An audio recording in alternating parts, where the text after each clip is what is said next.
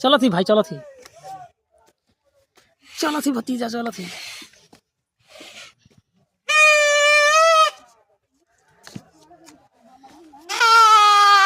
चलो चलो थी, हो गई।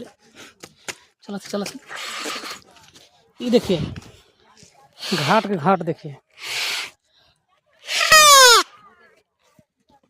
गुड, खाना खा लिया? हमने आधा घंटा सुबह रेस्ट करत रही।